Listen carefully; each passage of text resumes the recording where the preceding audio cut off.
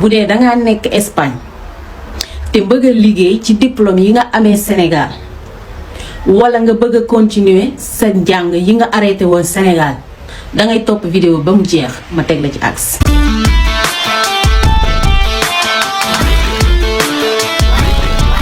xam nga subdelegación del gobierno de España, la subdelegación del gobierno de España subdélégation boobu mooy représenter le gouvernement d'Espagne dans toutes les régions d'Espagne, dans toutes les villes, dans toutes les localités, dans toutes les provinces. Donc foo tourner am na fa peut-être yaa ngi koy romb chaque jour am na ñu ko xam am na ñu ko xamut ñi ko xamul nag laa bëgg a dimbali tey.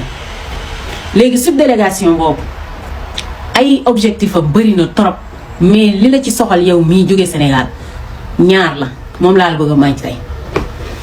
bu fekkente ni nii dangaa jàngee Sénégal ba am fa say diplôme nga ñëw Espagne dafa am lu ñuy wax la homologation de títulos. homologation te subdélégation boobu moo koy def.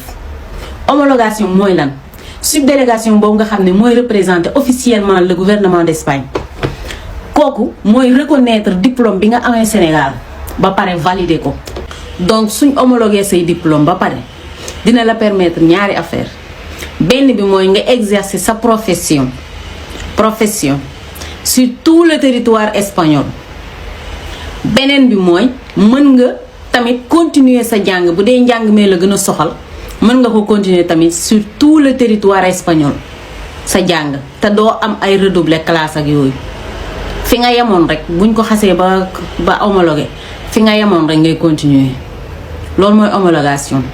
beneen option bi mooy la convalidation de estudios mooy la convalidation la validation des études boobu tamit subdélégation bi moo koy def.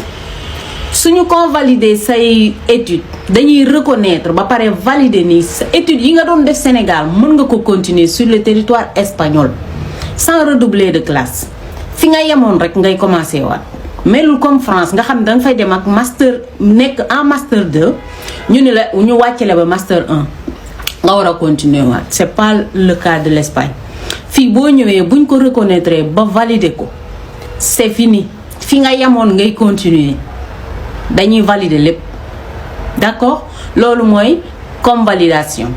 donc pour ma jox la sama conseil entre convalidation ak homologation bu fekkee jàngoon nga Sénégal ba pare bul def convalidation defal homologation moom moo gën a gaaw macha allah bu ko defee sa diplôme yi nga amoon Sénégal di nga ci mën a liggéey fii nii Espagne.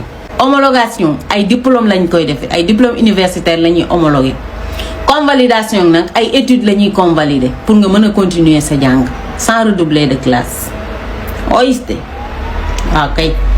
loolu moom booy boo ngeen jóg ci parce que fii ñu bari dañoo yaakaar ne africains yi jànguñu donc c'est le moment opportun pour ñi nga xamante ni defaguñ ko ñu def ko seen diplôme yi ngeen bàyyi Sénégal ngeen homologué ko.